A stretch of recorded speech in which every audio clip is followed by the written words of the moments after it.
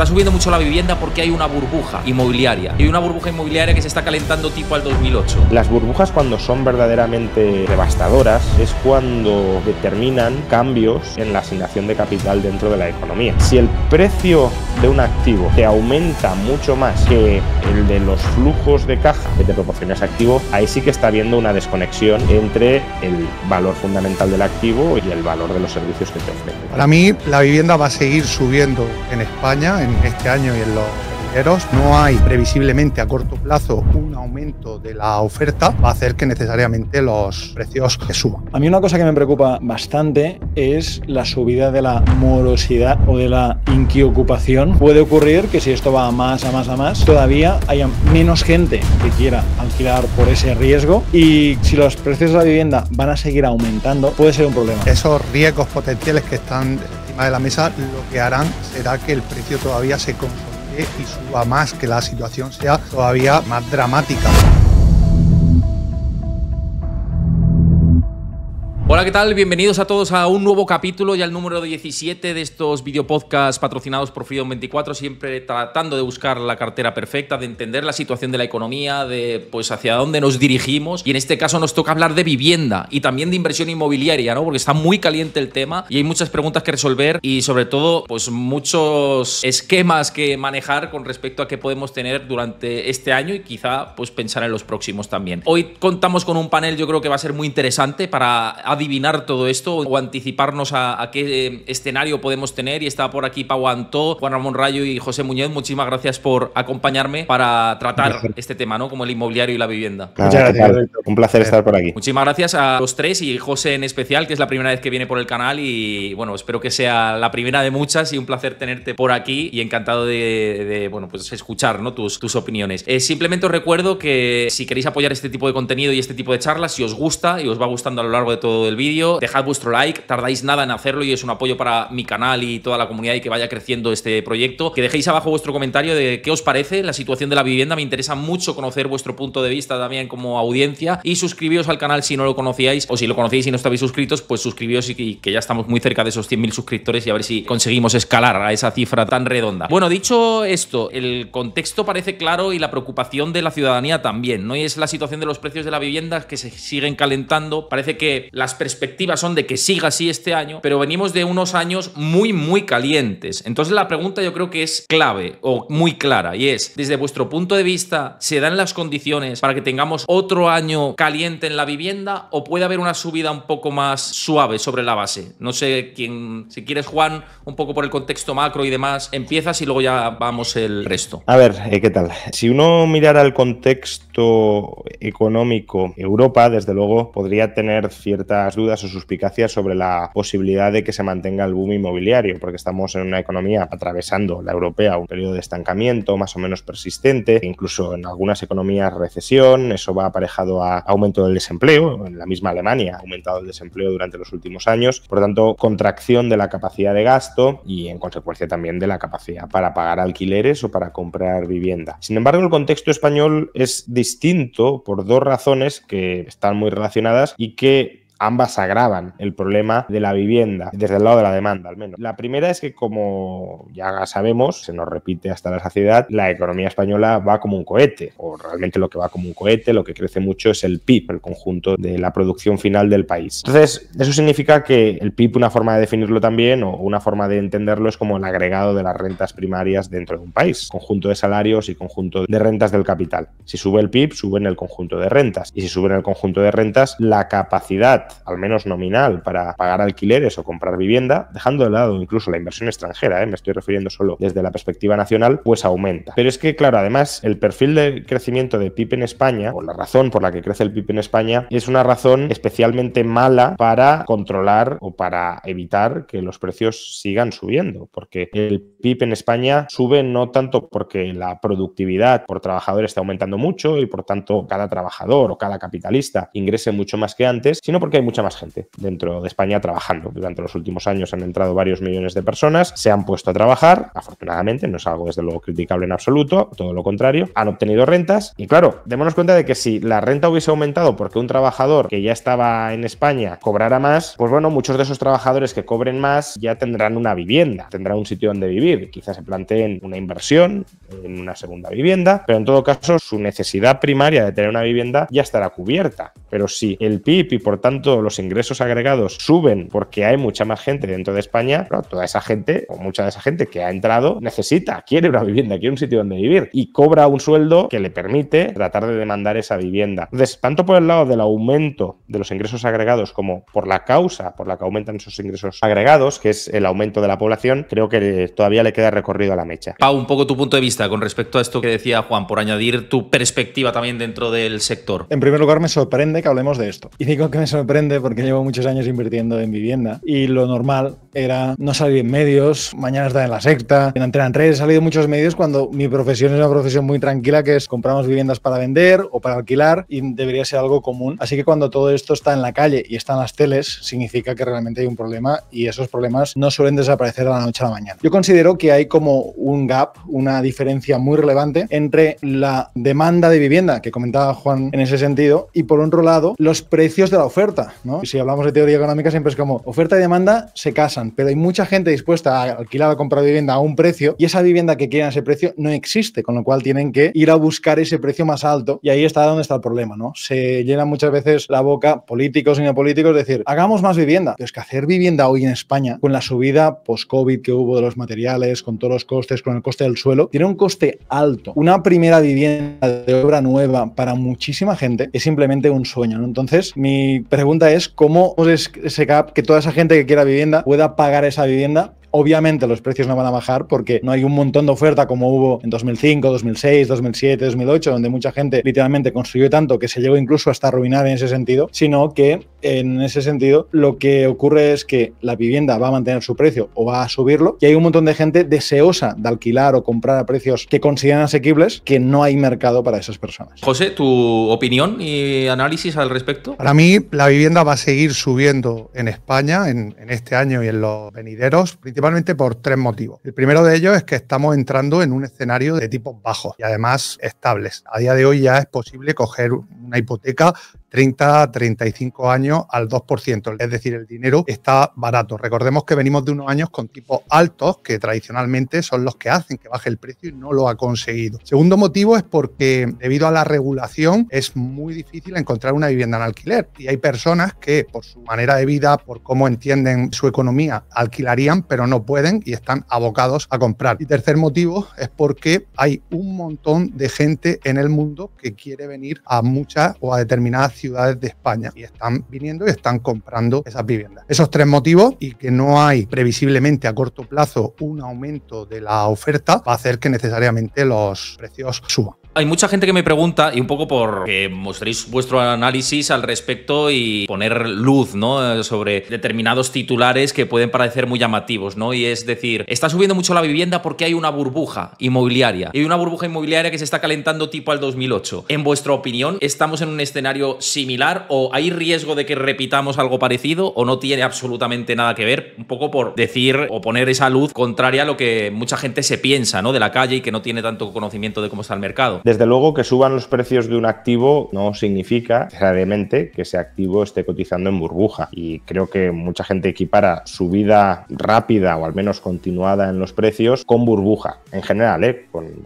casi cualquier activo. También lo vimos con Nvidia, por ejemplo, cuando se disparó de precio, pues mucha gente diciendo, es una burbuja, es una burbuja. Bueno, a lo mejor ciertos niveles de precio es una burbuja, pero no cualquier subida rápida y muy intensa tiene por qué ser una burbuja. En España, además, yo creo que esto, referido a la vivienda, es un sentimiento especialmente extendido por lo que decías, por la experiencia de la década de los 2000, donde efectivamente los precios subieron mucho y eso fue de la mano de una burbuja. Sin embargo, hay dos diferencias que a mi juicio son claves a la hora de determinar si estamos en una burbuja o no. En la década de los 2000 los alquileres subían muchísimo más lentamente que el precio de compraventa. De hecho, la relación entre el precio de la vivienda y el precio de los alquileres se disparó desde aproximadamente el precio de compraventa a finales de los 90, a principios de los 2000, equivalía a 17, 18 veces meses el alquiler anual. Comprando una vivienda adelantabas, por así decirlo, 17-18 años de alquiler. Esa ratio, que es el equivalente a la ratio PER, muchos oyentes supongo que habrán hecho la conexión, se disparó en 2007 hasta 33. Eso sí que, ¿por qué? Pues porque el precio de la vivienda subió mucho más rápido que el del alquiler. Claro, si el precio de un activo te aumenta mucho más que el de los flujos de caja o que la evolución de los flujos de caja que te proporciona ese activo o de los flujos de servicios, el valor de los flujos de servicios que te proporciona ese activo, ahí sí que está habiendo una desconexión entre el valor fundamental del activo y el valor de los servicios que te ofrece. Hoy eso no ha sucedido, el precio de la vivienda sube, pero es que también sube el precio del alquiler y en los alquileres no cabe hablar de burbuja porque compramos spot. Es decir, ¿a mí esto me satisface para vivir en este piso durante este mes? Sí, ¿lo pago? No, no lo pago. No es lo compro a ver si dentro de 5 años esto ha duplicado de precio. No, esa operativa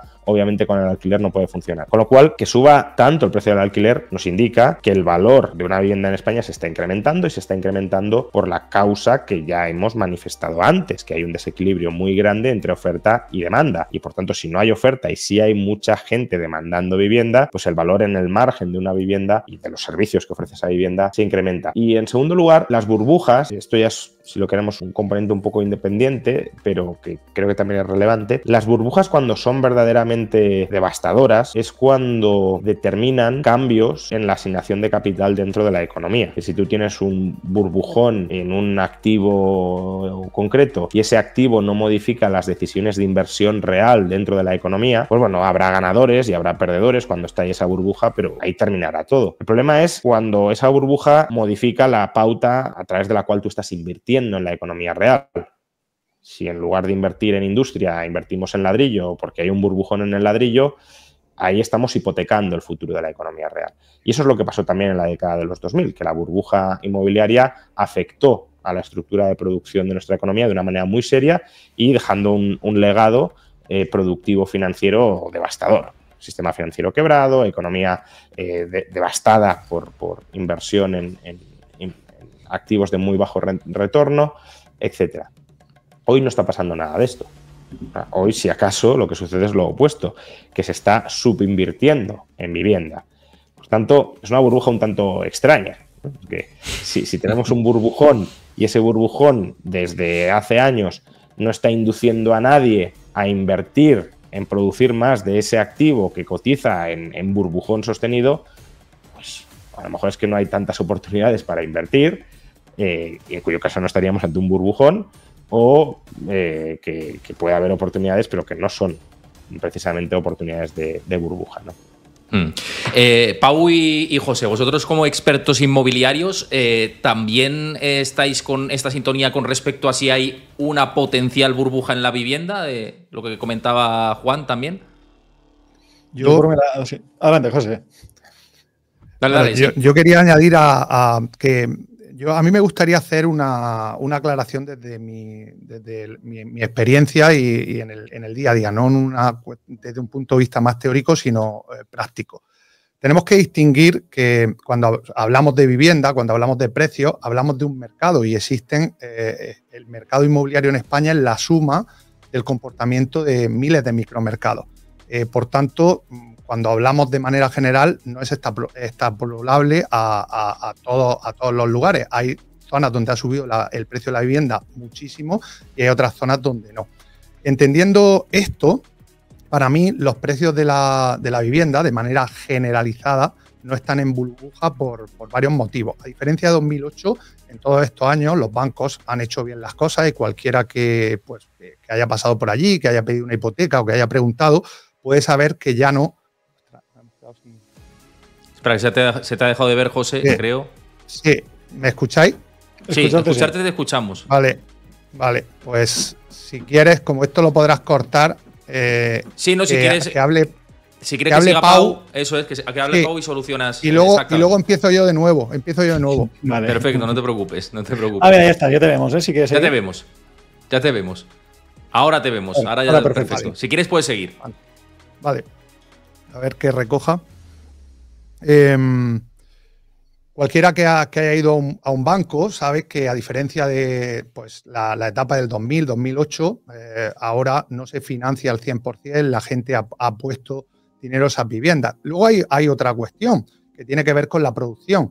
A día de hoy, hacer un metro en España cuesta de 1.000 a 1.500 euros, solo hacer un metro. Por tanto, hay muchas viviendas en muchísimos municipios de España, todas aquellas que se están vendiendo por debajo de 150.000 euros, donde se está vendiendo realmente por debajo de coste. Es decir, hay personas comprando viviendas cuya reposición costaría mucho más.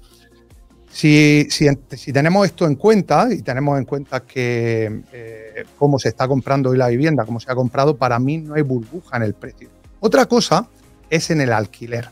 El gobierno, con su intervención en los últimos años, ha modificado el comportamiento del mercado de alquiler. Y esto también es fácilmente comprobable por todos. Tú te metes en cualquier portal de web tipo Idealista y en cualquier sitio de España verás que apenas hay viviendas en alquiler. ¿Esto qué pasa? Que ha hecho que los precios del alquiler suban mucho. Para mí, si podemos hablar de burbuja, puede estar en los precios del alquiler, sobre todo en precios de modalidades de alquiler como pueden ser las habitaciones. Si realmente hubiese un equilibrio entre la protección propietario o al nivel que está el inquilino, es posible que saliese mucha oferta, pero en este caso de alquiler, y eso podría hacer ajustar los precios del alquiler. No sé si eso pues conectaría o haría que bajase el precio de la vivienda, pero desde luego a día de hoy, y tal como yo lo veo, en lo que es el precio de la vivienda, de manera generalizada, no hay burbuja. Pau, tu punto de vista también. Mi punto de vista es seguir al dinero, ¿no? Cuando en la bolsa se dice mucho que si sigues al dinero sabrás lo que hacen las manos fuertes. Y evidentemente a veces se equivocan, como es lógico, porque todos somos humanos. Pero yo recuerdo que en la expansión esa económica de los años 2000, la gente no compraba, los inversores no compraban una vivienda con el objetivo de hacer patrimonio, de alquilarla y demás. Compraban una vivienda con el objetivo de vender, de ser muy listos ellos, hacer el pelotazo y vendérsela 1 año o 2 años más tarde a alguien por más precio. Incluso compraban sobre plano en una vivienda, en un solar, en un pueblo sin muchos habitantes, con la idea de que cuando eso se terminara, alguien pagara bastante más de lo que lo habían comprado sobre plano, sobre papel, ¿no? Entonces, eso ahora no ocurre. Lo que vemos en el mercado inmobiliario, en la inversión inmobiliaria, es que hay mucha gente pensando con cabeza fría, haciendo sus números, haciendo sus hipotecas, con una financiación a largo plazo, comprando a largo plazo para alquilar y demás. Entonces, yo creo que estamos en momentos diferentes. Es cierto que en algún momento puede llegar alguna pequeña corrección, pero yo no veo una corrección en el corto plazo. Y estoy de acuerdo con lo que dice José, que a nivel de esa posible intervencionismo, cuando tú intervienes algo, lo que haces es que se adapte ese punto de la economía. Y en el alquiler ha ocurrido que al intervenir esto, pues muchas viviendas han salido del mercado o han pasado a otros modelos de alquiler, como el alquiler por habitaciones, que es un mercado que ha cogido muchísima fuerza porque ha dicho una persona, oye, si me liquidas el alquiler, si me limitas el alquiler de toda la vivienda, lo alquilo a cachitos, a trocitos de habitaciones, así puedo alquilarlo al precio que me dé la gana, más acorde al mercado, y además al alquilar no toda la vivienda entera, sino al alquilar un trocito más pequeño, lo lógico es que el precio euro metro cuadrado suba, con lo cual incluso tengo un rendimiento superior. Así que, por no repetirme con todos los buenos comentarios que han hecho tan José como Juan Ramón, estoy de acuerdo que la vivienda seguirá en aumento los próximos años y no hay símbolos que nos alerten de ello, aunque a veces ocurren los cisnes negros, ¿no? Y por eso estamos también aquí para poder debatir sobre ello. Por supuesto, y yo por hacer un aporte y ahora también decirle a la audiencia una alternativa también que creo que es interesante desde el punto de vista del ahorro, ¿no? Creo que estáis en lo cierto en lo que estáis diciendo y que para que considera una burbuja tenemos que hablar de muchos factores, entre otros, y yo por añadir un punto interesante, recogiendo el guante de lo que comentaba Juan, es la burbuja que hubo del crédito previo al 2008, ¿no? Recordemos el acceso a la financiación que había durante toda esa década, financiaciones del 120% sobre la compra.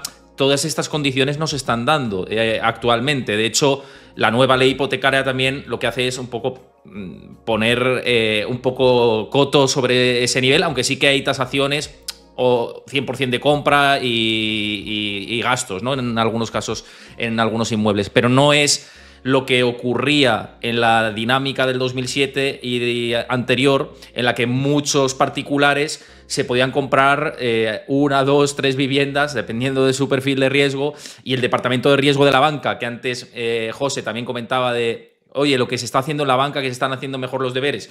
Yo creo que una vez que pasa la crisis del 2008 y que pues, los test de estrés empiezan a funcionar algo mejor también en el sistema bancario, pues ese riesgo de burbuja crediticia se ha minorado, por lo menos por ahora. Entonces, si no vemos burbuja del crédito, yo creo que va a costar ver burbuja como tal en la vivienda, más allá de que los precios han subido mucho. Si esto lo sabemos todos, que han subido mucho y que van a seguir subiendo. Pero burbuja, yo creo que, sobre todo asociado a un mercado inmobiliario que va muy de la mano del sector financiero, pienso que no sé, que debería ir bastante aparejado con el flujo del crédito, y creo que en ese sentido estamos mucho más estables. No sé, Juan, ¿qué piensas un poco de esta parte? Sí, a ver, técnicamente no hace falta que haya crédito barato para que se dé una burbuja. En bolsa podemos intuir diariamente que hay burbujas y pueden ser burbujas simplemente porque los compradores tomen valoraciones dimensionadas del precio de una acción, pero claro, en un activo como la vivienda, que es demandado no solo por una minoría de inversores, sino por una mayoría de la población, donde además no se puede entrar, salvo productos específicos, ¿no?, con un ticket bajo, sino que, digamos, compras, o no compras, pero compras todo el inmueble, y la capacidad de compra de ese inmueble, la capacidad de demandar y de pujar y de determinar el precio de ese inmueble, depende, por tanto, de que tenga suficiente ahorro, y si la mayoría de la gente, obviamente, no lo tiene para comprar una vivienda al contado, pues la participación del crédito sí será fundamental para poder generar una burbuja por parte del conjunto de la población, pujando y sobrepujando por ella, endeudándose y sobreendeudándose. Y, en efecto, esa tendencia al sobreendeudamiento burbujístico por parte de familias y de promotores, sobre todo, ¿no?, porque en la anterior crisis el problema del crédito ya no fue el crédito hipotecario, sino el crédito promotor. Y ahora, pues, crédito promotor no vemos. De hecho, uno de los problemas por los cuales no se está construyendo es justamente la falta de crédito promotor, la falta de fuentes de financiación tradicionales o incluso alternativas para que los promotores puedan iniciar sus promociones y puedan construir. Entonces, yo no veo por ahí nada similar a la burbuja de los 2000. Estamos ante una dinámica completamente distinta que se explica, como ya he dicho antes, desde mi punto de vista, por factores enteramente fundamentales. Es decir, el número de viviendas en España hoy es el mismo que en 2009, es decir, no hemos construido prácticamente nada desde 2009. Desde 2009 la población en España ha aumentado alrededor de 2,5 millones, 3 millones de personas, y además se ha concentrado esa población en grandes ciudades, donde el efecto todavía aún se amplifica más. Y, por si fuera poco, el tamaño medio de los hogares se ha ido reduciendo, con lo cual, donde antes cabían 3 o 4, ahora solo cabe 1 o 2, y por tanto la demanda de vivienda es aún mayor. Entonces, claro, si la demanda te aumenta por todas estas razones, y además, claro, comparamos 2009 con destrucción masiva de empleo, llegamos a tener 26% de la población desempleada, esa gente no puede, obviamente, demandar alquiler si no tiene empleo, no tiene ingresos. Ahora estamos en unos niveles de paro mínimos desde 2008, pues más población empleada, más capacidad de demandar, más voluntad para demandar por fraccionamiento de los hogares y por concentración en determinados núcleos urbanos, misma cantidad de viviendas disponibles, pues es que no hace falta ser un genio para tratar de anticipar qué puede suceder. Sí. Oye, un inciso antes de preguntarle también a Pau y a José con respecto también a todas estas cuestiones. Antes hablaba Pau de cisnes negros. Dicho esto, me interesaba esa parte decías, Pau, antes, hay cisnes negros que pueden aparecer en la vivienda o potenciales riesgos de cola que estén en el escenario. ¿Cuáles serían para ti esos escenarios negativos que podrían llevar a la vivienda a corregir de manera severa o de manera suave? Cuando hablamos de un cisne negro pensamos que son cosas que son poco probables que ocurran, pero que si ocurren tienen un impacto muy grande. A mí una cosa que me preocupa bastante es la subida de la morosidad o de la inquiocupación, como se menciona en muchas ocasiones, al final es un inquilino que no te paga. Y además, si la ley estuviese establecida como considero yo que debería establecerse, pues esas personas, por medio de poco tiempo y de manera ágil y eficaz, deberían salir de esa propiedad porque no están cumpliendo con su compromiso contractual que han firmado y han pactado de pagar una renta mensual. Ese para mí es como el principal riesgo que veo, que esto vaya más, y a pesar de que todas nuestras propiedades y nuestros clientes las aseguramos con seguro de impago, con lo cual estamos cubriéndonos ante ese posible cisne negro, puede ocurrir que si esto va a más, todavía haya menos gente que quiera alquilar por ese riesgo, no solo de que no te paguen, sino que te destrocen el piso, que haya problemas en ese sentido. Y si los precios de la vivienda van a seguir aumentando, y lo seguirán haciendo, puede ser un problema. Digo que lo seguirán haciendo, y lo comentaba ahora Juan Ramón precisamente, porque cuando vendes un producto es la suma de los costes más un margen, porque cuando alguien produce algo, lo que quiere realmente es ganar cierto dinero, con lo cual uno dice, pues esto me costará tanto, el terreno me costará tanto, la construcción esto, todas las licencias, permisos, impuestos, y si me cuesta esto, tengo que venderlo algo más caro para ganarle algo de dinero, porque si no, no harías todo ese trabajo, que a veces son varios años de trabajo. El hecho de que los bancos, enlazando con lo que comentaba Juan Ramón, hayan cerrado el grifo de verdad, sobre todo para los promotores, hace que también estemos encareciendo la obra nueva, porque de alguna manera yo que construyo viviendas de cero, un terreno, levanto ahí casas, me doy cuenta de que hace años podía estar pagando tipos mucho más bajos a los bancos y ahora cuando te financias en el mercado, digamos, secundario con inversores y demás, fácilmente estás pagando un 10% de interés a un inversor o más. Con lo cual, ese coste tienes que repercutirlo en la obra, ¿no?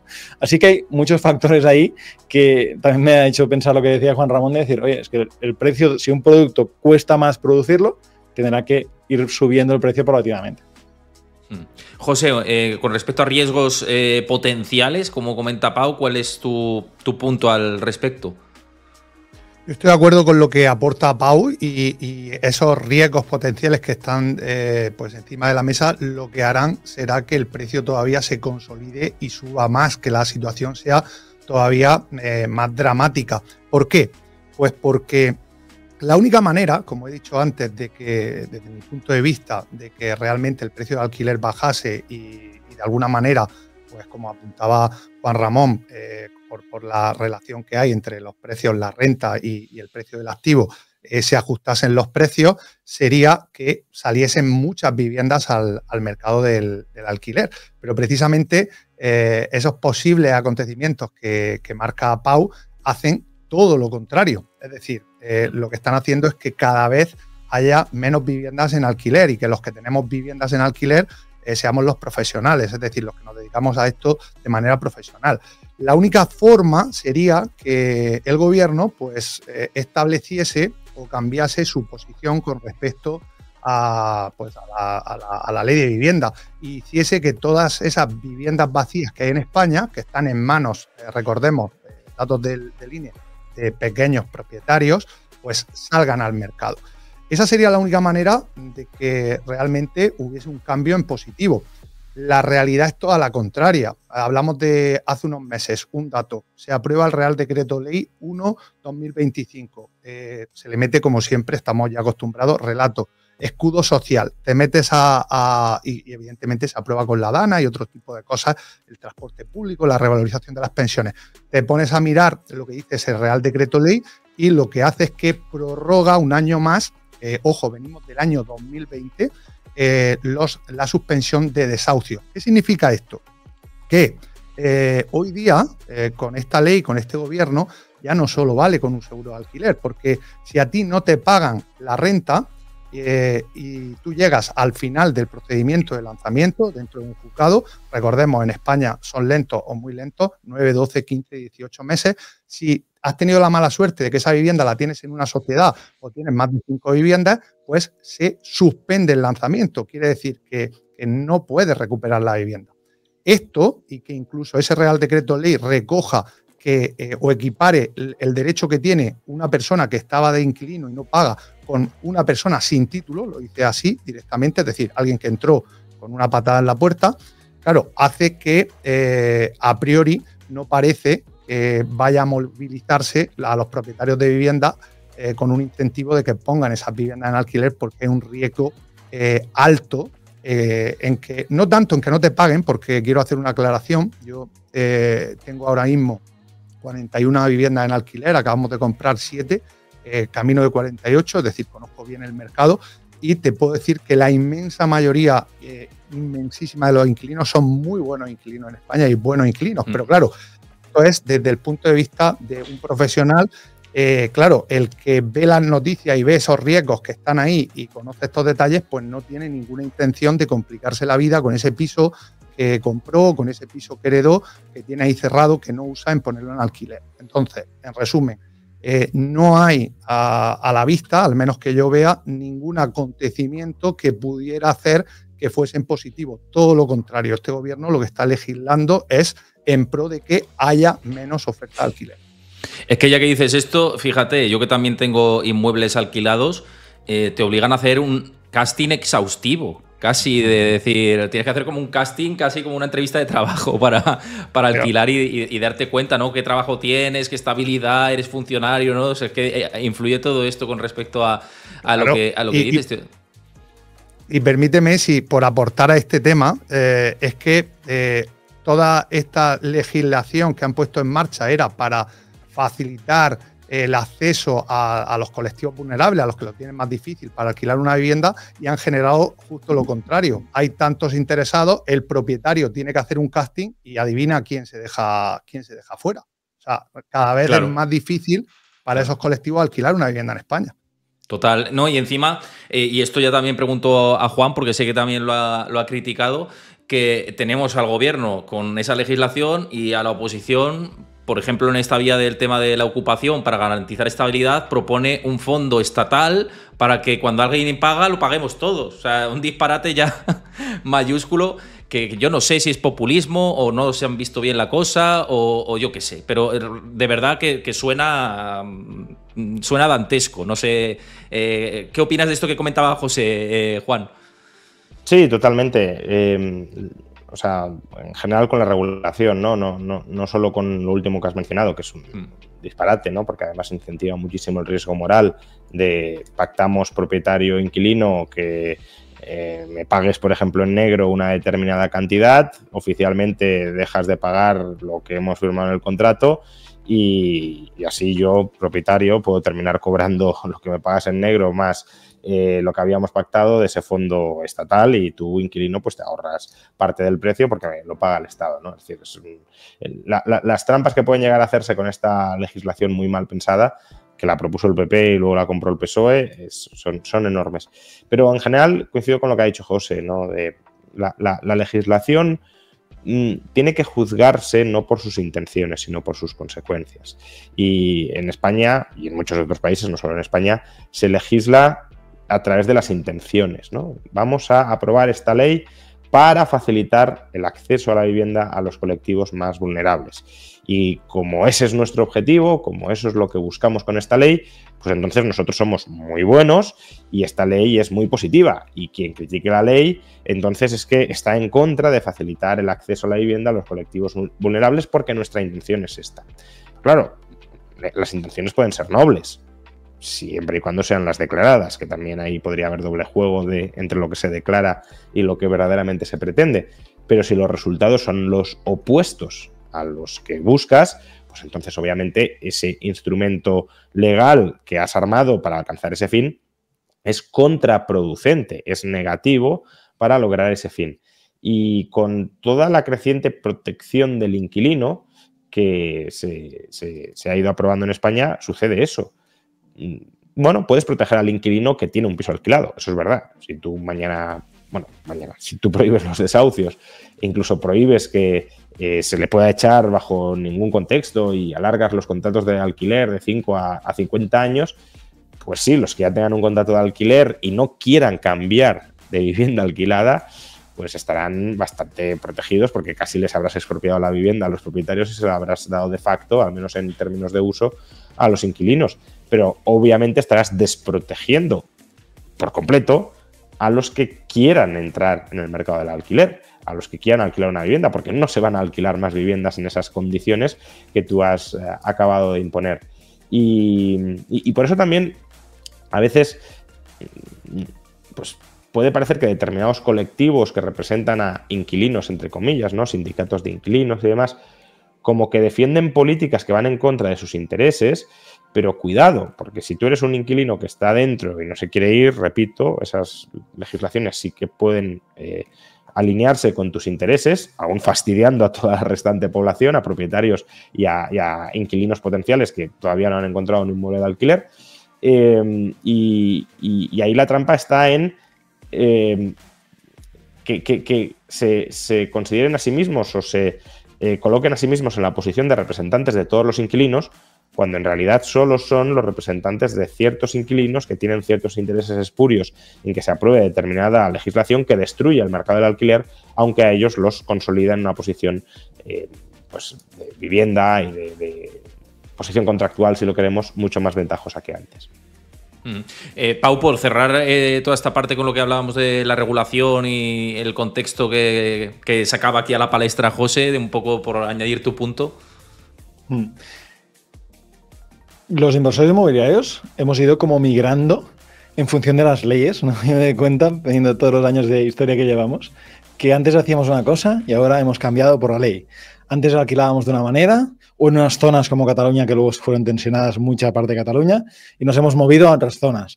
Luego han atacado el tema del alquiler, nos hemos movido a habitaciones. O sea, han habido como ciertos cambios, con lo cual considero, y quiero ver el punto positivo, porque parece que estamos ahí decayendo en la miseria, y hay un punto positivo, que la ley, con sus cosas malas en muchos casos, siempre nos deja ciertos huecos para los que nos dedicamos a eso, poder actuar y poder encontrar en eso oportunidades. Yo hace años no me planteaba comprar más allá de pisitos de 100, 150.000 euros para alquilar o para vender. Ahora estamos consiguiendo chalets de súper lujo para vender a gente con mucho dinero. Gente que no tenga problemas con hipotecas, que no tenga problemas para pagar, con lo cual vas cambiando el mercado. Y es perverso, como decía Juan Ramón, que haciendo todo esto, igual quieres fomentar que la gente esté más predispuesta a dar oferta a esos pisitos económicos y demás, y en cierto modo, seguimos haciendo eso, pero en cierto modo te vas en parte a otros sectores como el lujo que antes no habías tocado por eso, ¿no? Entonces me gustaría también trasladar aquí un mensaje de cierta tranquilidad de que siempre hay ciertos caminos, pero es un agobio que en lugar de pensar en generar patrimonio, en generar riqueza, en crecer, tengas que estar pensando en cómo te afecta esta ley. De hecho, no sé si sabéis, pero en Cataluña, en el Parlamento de Cataluña, se ha preaprobado, digámoslo así, todavía no es 100% oficial, pero por la gente que lo ha apoyado ya parece que va a ser oficial, una subida del ITP. El ITP es el impuesto que se paga en la compraventa de viviendas. ¿Eso qué quiere decir? Quiere decir que si eres gran tenedor, es decir, que tienes 5 viviendas o más en una zona que se considera tensionada, vas a pagar el doble de ITP cuando compres una vivienda. El ITP en Cataluña es del 10% para viviendas de menos de 600.000 euros, o sea que tendrás que pagar el 20% de ITP. Es una barbaridad. O sea, no tiene ningún sentido que en una vivienda de 200.000 tengas que pagar 40.000 euros de impuestos. Pero es que es peor, y podríamos, no ser el objetivo de hoy, ¿no?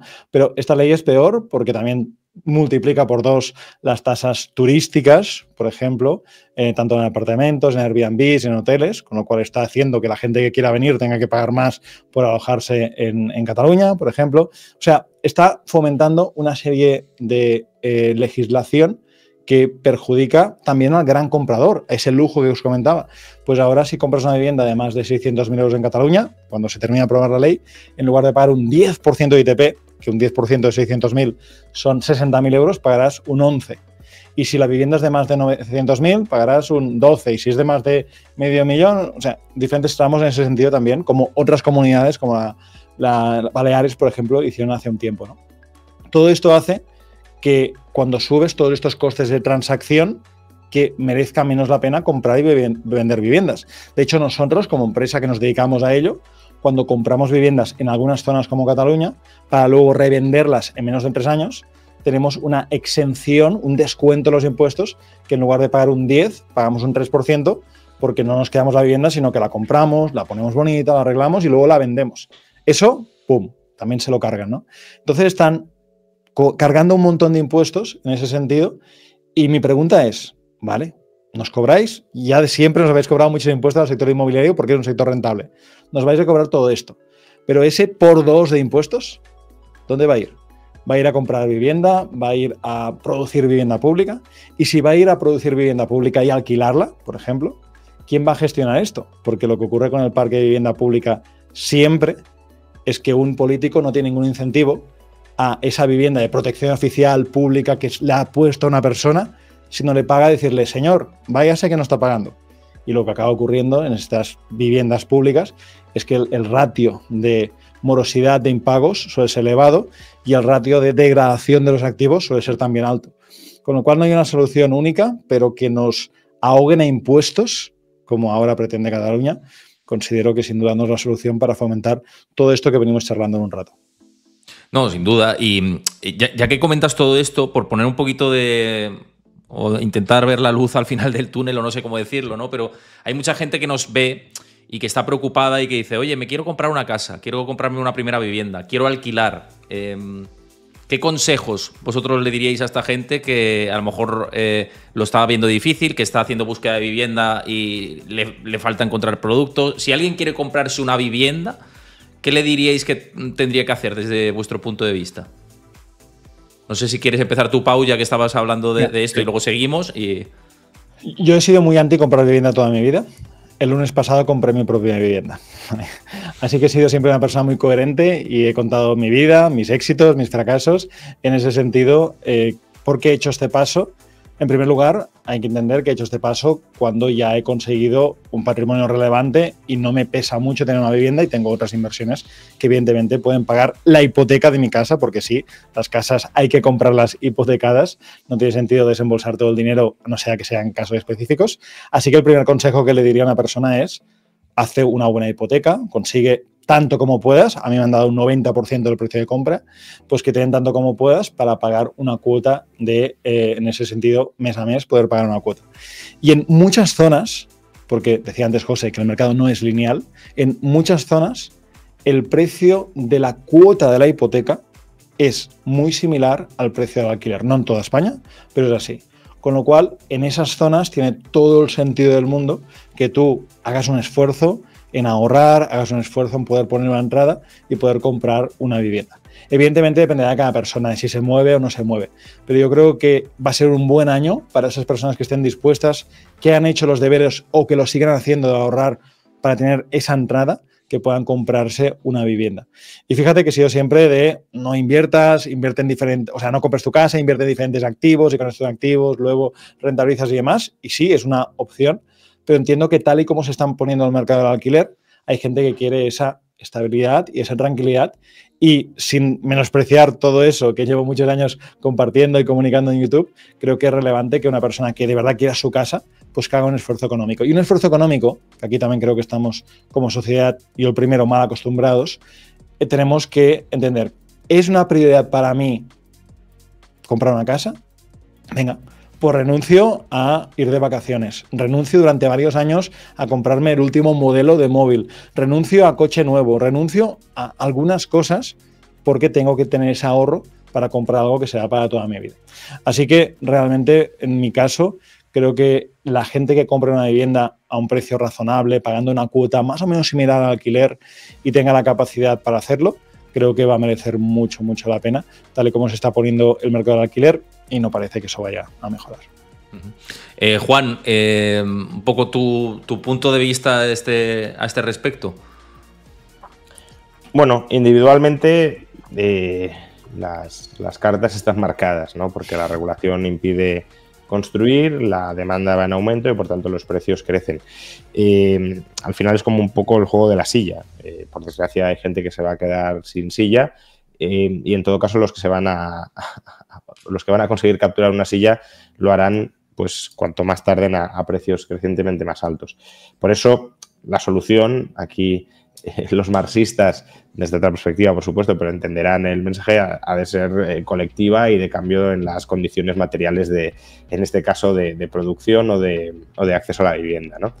Pero bueno, Si no conseguimos lo último, porque es complicado, obviamente vivimos en un país de propietarios, pese a todo un país de propietarios, donde en consecuencia tampoco es políticamente muy rentable hundir el precio de la vivienda, porque supondría hundir el patrimonio de muchas personas.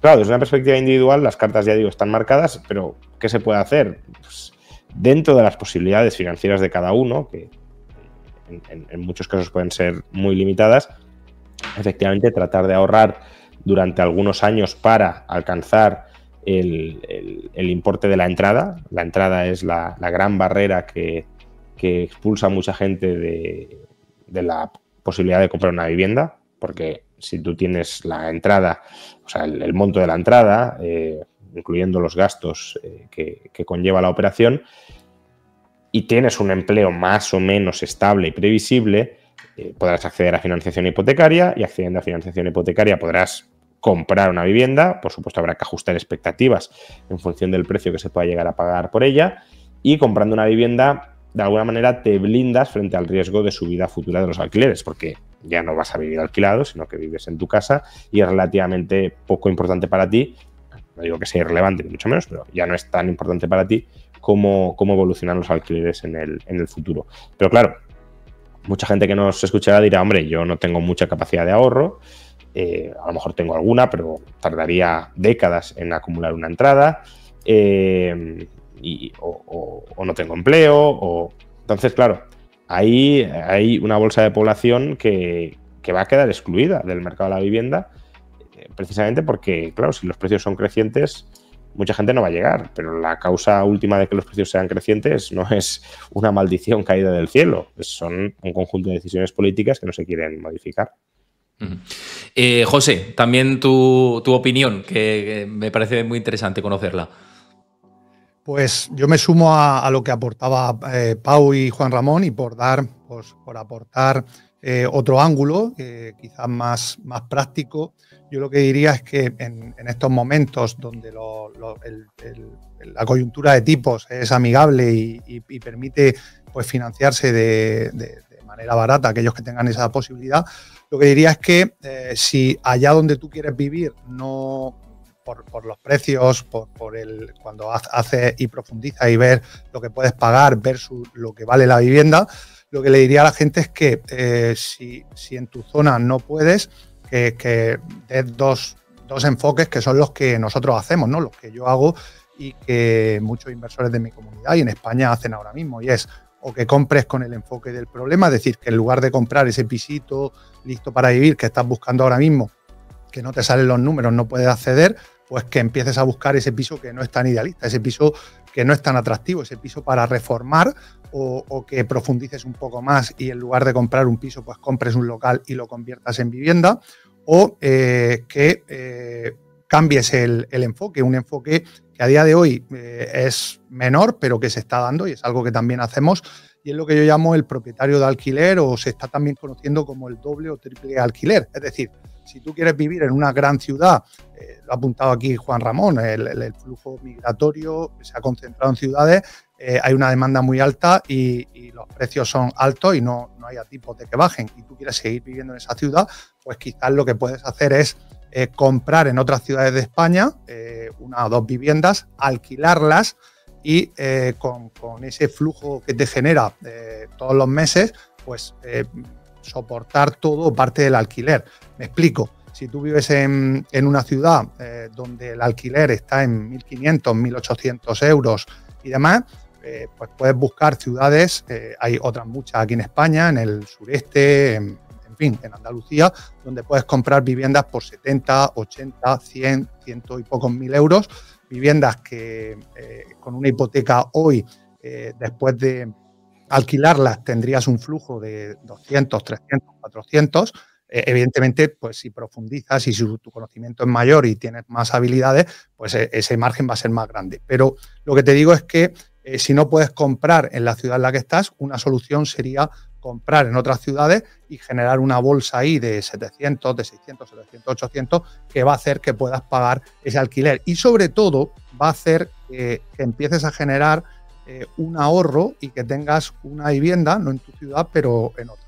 Para mí, junto a lo que ellos han añadido, para el que nos esté escuchando y quiere comprar su vivienda para él, estas serían como 2 soluciones prácticas a explorar para no quedarse quieto si tienes la capacidad de financiarte, porque hoy las condiciones son buenas, y ponerse en marcha y coger una de esas sillas que dice Juan Ramón. Y ya por cerrar y muy breve, para aquel que quiera ya no comprar para vivir, sino comprar para invertir, con toda esta regulación que hablábamos y demás, y bueno, yo que también he hecho inversión inmobiliaria en su momento, pero ¿lo estáis viendo cada vez más complicado por esto mismo que decíais antes, de que cada vez puede haber menos oportunidades o oportunidades menos rentables, o que hay que hacer más creatividad para encontrar esa rentabilidad en inmobiliario? ¿Cómo lo veis, Pau, tú como inversor inmobiliario? En un minuto es muy complicado dar esa respuesta, Sí. para empezar. Después de Lo que puedas, lo que puedas. Sí. Pero en un minuto. Considero que buscar el problema es lo que hemos dicho toda la vida, comprando y vendiendo, reformando y vendiendo propiedades, y también alquilando propiedades que no estén bonitas. De hecho, muchas veces cuando alquilas con un lavadito de cara, que decimos, de ponerlo medio bonito, se alquilan, y más en un momento como el de ahora, ¿no? Entonces, evidentemente, el enfoque que buscas cuando compras para vivir, que cuando compras para alquilar, es completamente diferente. Tienes que, en cierto modo, que cambiar el chip. Sí que hay esas oportunidades, pero también es cierto que en el momento que vivimos cada vez hay más gente buscando esto, porque se da cuenta que los bancos dan ciertos rendimientos, pero hay gente que quiere un punto más, y la bolsa hay gente que la ve cara o la ve a un precios altos. Con las criptos pasa lo mismo, con lo cual hay mucha gente que está entrando en algo tan sólido, tan físico, tan tangible, tan predecible como es la vivienda. Y cada vez cuesta más. Entonces, los que tenemos comunidades, pues nos apoyamos unos a otros para poder conseguir, pero lo cierto, sin engañar a nadie, es que conseguir propiedades cada vez está más difícil. Yo recuerdo en mis inicios que era un desierto y nadie quería comprar nada después de la crisis inmobiliaria, que era bastante más fácil conseguir propiedades, pero no lo era conseguir financiación. Con lo cual, creo que no está nunca todo perfecto, sino que hay que ver qué hay bueno en cada momento y buscar los diferentes vértices para poder actuar. Pero yo sí que animaría a la gente que tenga inquietud por ejemplo, esto, ¿no? Por comprar una vivienda para alquilar o para revender y ganar dinero con ello, pues que siga aprendiendo, que hay muchísimos contenidos como el que haces tú, Héctor, por aquí en este canal u otros canales de YouTube, y que sigan aprendiendo por ahí.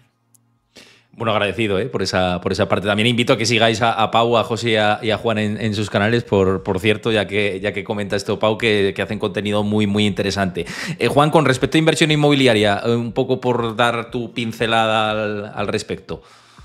Bueno, yo no voy a hacer recomendaciones de inversión teniendo a Pau y a José aquí al lado, obviamente, pero sí que diría que cualquier inversor que pretenda invertir en el mercado inmobiliario español tiene que tener muy presente algo que se conoce como riesgo regulatorio, y el riesgo regulatorio en nuestro país cada vez es mayor. La inversión inmobiliaria, salvo que sea lo que decía Pau, de comprar, reformar y vender, que es una operación relativamente rápida, pero si uno compra para alquilar y pretende alquilar a largo plazo, pues claro, tiene que tener en cuenta cómo puede evolucionar el panorama regulatorio en nuestro país durante los próximos años o incluso las próximas décadas. Y ahí hay una incertidumbre brutal.